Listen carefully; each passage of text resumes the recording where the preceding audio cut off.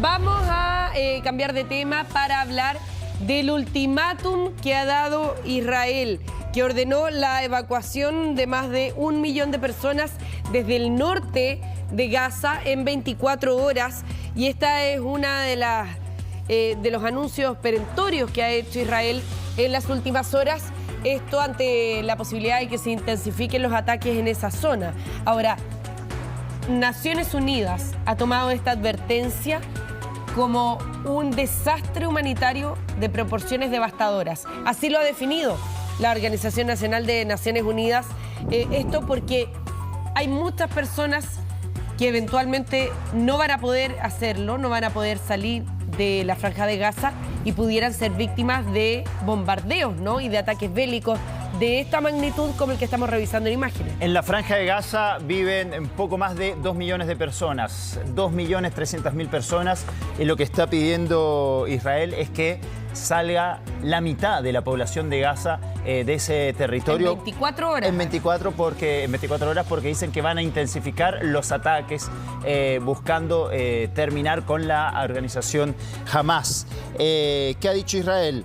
Han dicho, evacúen por su propia seguridad y también, dicen, podrán regresar solo cuando otro anuncio lo permita. Ahora bien, hemos visto permanentemente escenas de bombardeos realizados por el ejército de Israel a la Franja de Gaza, que ha terminado con algunos sectores de Gaza completamente destruidos.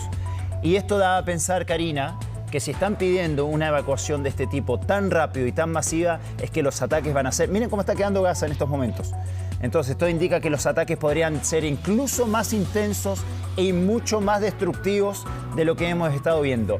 La gran pregunta a hacerse ahora es, ¿por dónde va a salir este 1 millón de personas? Porque recordemos que los habitantes de Gaza no pueden salir del territorio. Gaza tiene frontera con Israel, con Egipto, donde también hay una valla donde no se les permite pasar, y también tienen salida al mar, donde tampoco pueden salir por el mar porque la costa está permanentemente custodiada por autoridades de Israel.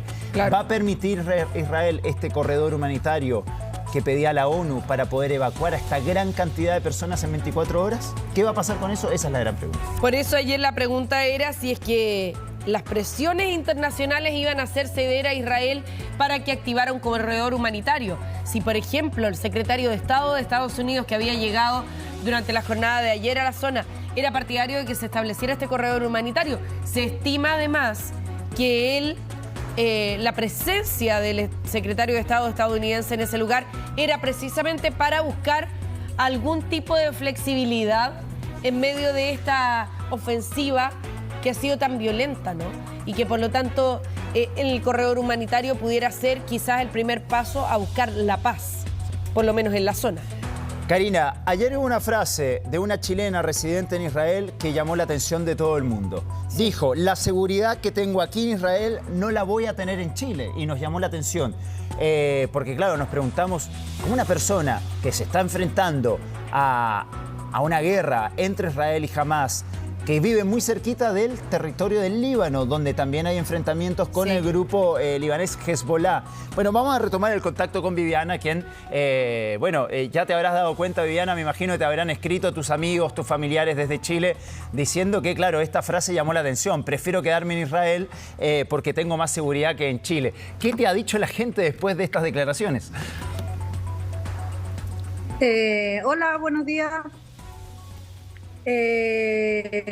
Bueno, mis amigos y todo, bueno, yo siempre hablo con ellos y saben cómo es la situación acá, así que no es nada nuevo.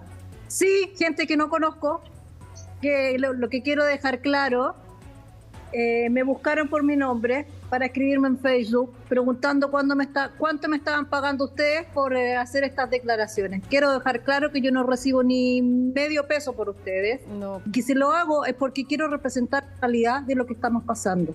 Nada más que eso. Es lo que yo estoy viviendo, lo que nosotros estamos viviendo. No estoy diciendo ninguna mentira, es simplemente lo que nosotros vivimos acá. Y lo otro, Viviana, es que también... Claro. Sí, y que también ayer lo tratábamos de resaltar, que nadie puede negar la violencia que existe en uno y otro país. O sea, en el caso de Israel, es innegable el conflicto en el que están. En el caso de nosotros, es innegable la situación de seguridad pública que existe acá y que es una situación de inestabilidad y de riesgo que no se había vivido antes. Y lo que tratábamos de resaltar es que cada uno, lamentablemente, se va acostumbrando y normalizando a ese grado de violencia. Por eso la conversación que teníamos ayer era eso, era resaltar cómo nosotros también, y hoy día hay datos concretos de la última encuesta de la Fundación Paz Ciudadana, que se dedica a estudiar la delincuencia y que hablan de que en este minuto en nuestro país existe la mayor sensación de inseguridad que se había producido en el último tiempo. Claro. Entonces, también haciendo un símil y aprovechando la oportunidad de conversar contigo y destacar que allá también ustedes se terminan acostumbrando y adaptando su vida lamentablemente a estos hechos de violencia. Tú dabas a entender, Viviana, que creías que era más probable que te pasara algo acá en Chile por efecto de la inseguridad en Chile que allá por efecto de la guerra. Por supuesto.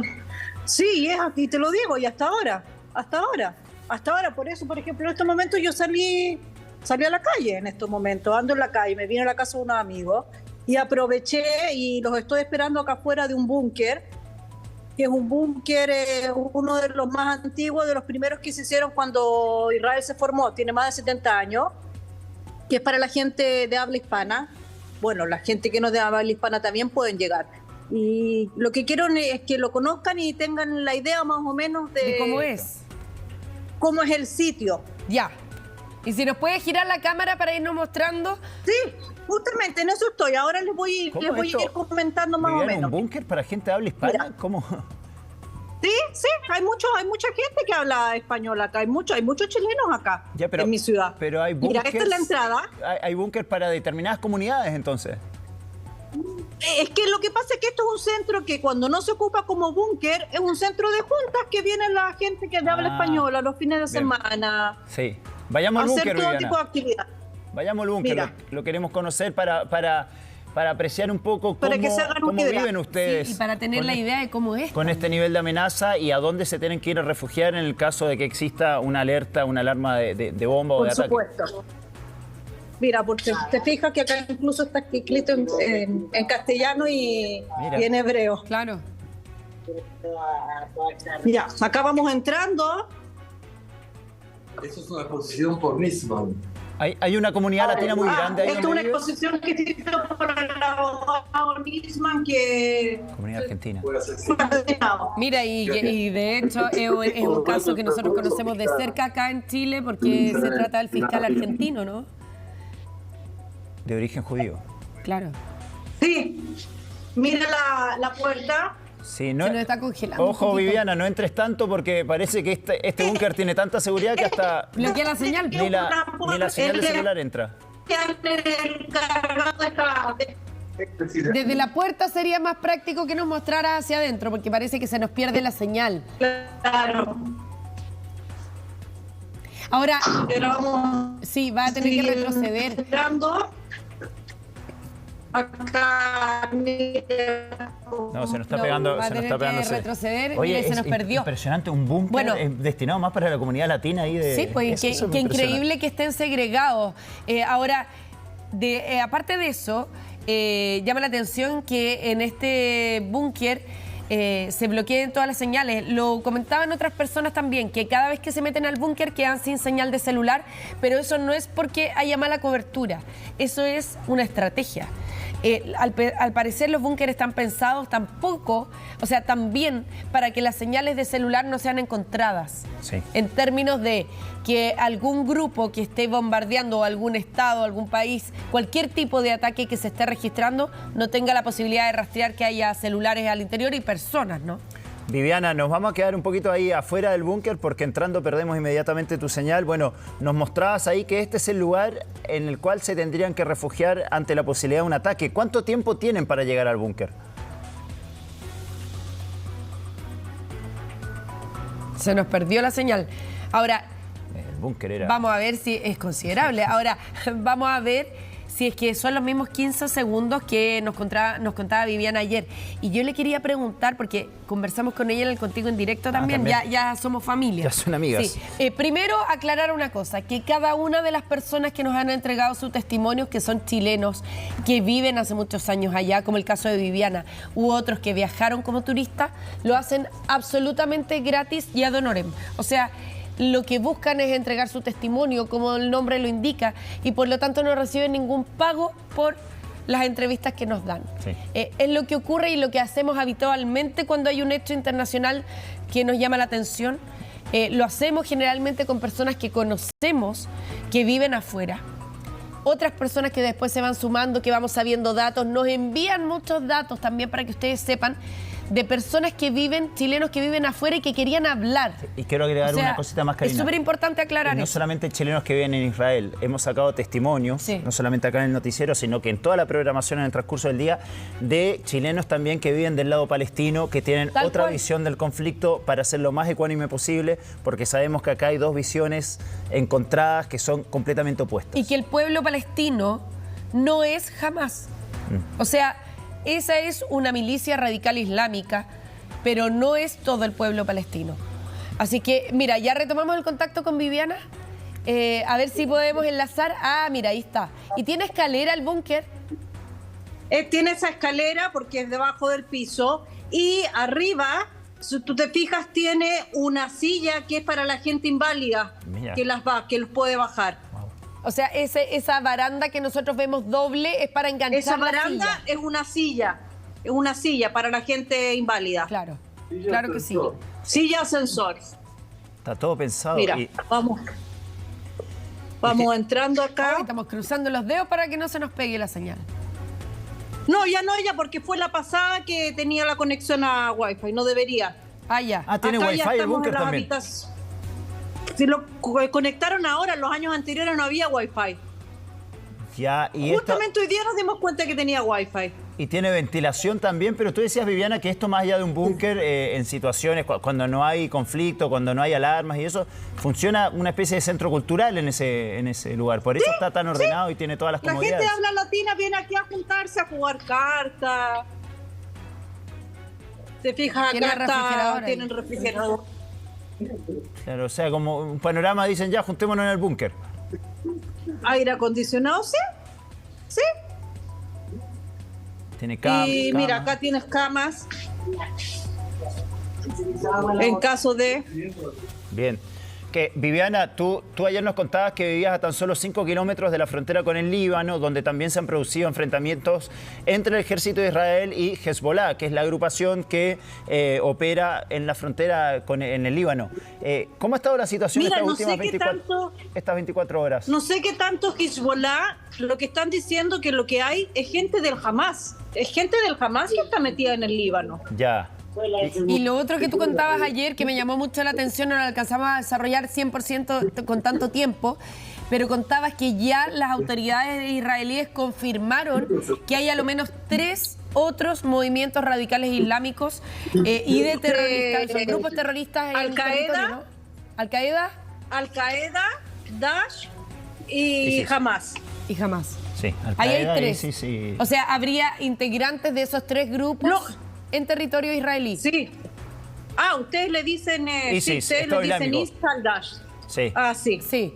Son esas 3 lo confirmaron, está confirmado. Sí. Viviana, ¿cómo han estado las últimas 24 horas ahí en el sector donde vives tú? La verdad he estado tranquilo, pero me da la impresión que puede haber algo de movimiento. Yo creo a lo mejor más tarde, porque ahora ya luego va a entrar el Shabbat, el sábado, para nosotros, como le decimos, que es como un día sagrado, que se cuida mucho acá. Y yo creo que a lo mejor va a haber algo, movimiento. Pero bueno. ¿Siguen con la prohibición de ir a la playa, por ejemplo? Porque ayer nos contabas que las autoridades tenían miedo que entraran miembros de agrupaciones terroristas por la playa. Sí, igual está todo controlado igual. Dentro de tú vas a algún kibutz todos los kibutz que estaban en las comunidades que estaban por acá por el sector también las desocuparon, la gente no está ahí. Hoy día también desocuparon una ciudad, si no me equivoco, Sderot, la desocuparon completa, sacaron a toda la gente hoy día. Bien, bueno, claro, la situación de alarma y de alerta. Yo creo que luego se va a entrar a pie. Yo creo que luego van a entrar a Gaza a pie. Sí. De hecho, Israel ya pidió la evacuación de 1 millón de civiles de la franja de Gaza, Viviana. Viene, Viviana. Y eso es lo que...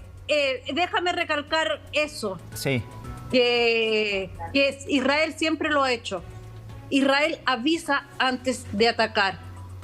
Y eso ningún país en el mundo lo hace. Sí, la gran pregunta, Viviana... Ningún país en el mundo lo hace. La gran pregunta, Viviana, ¿por dónde van a pasar ese millón de civiles para evacuar Gaza? ¿Quién los recibe? ¿Quién los recibe? ¿Por dónde pasan para finalmente evacuar la zona? Yo creo que por lo que estuve viendo me parece que Egipto. Bien, Viviana, te agradecemos una vez más el contacto para actualizar un poquito y ver cómo está la situación ahí en el territorio donde vives. Viviana. Y siempre muy preocupados por cómo están los chilenos, nuestros compatriotas viviendo este conflicto ahí en Israel. Mira, gracias a Dios estamos todos bien y todos tranquilos. Qué y bueno. Por el momento ninguno con ganas de irse. Qué bueno, Viviana, muchas gracias, que estés bien. Viviana, que estés muy bien. Chao. Cariño, que cuídense. Bien, cariños. Chao. Bye. Ya somos familia prácticamente porque ya establecemos contacto permanente con Viviana. Ahora, aprovechar de recalcar lo que mencionábamos.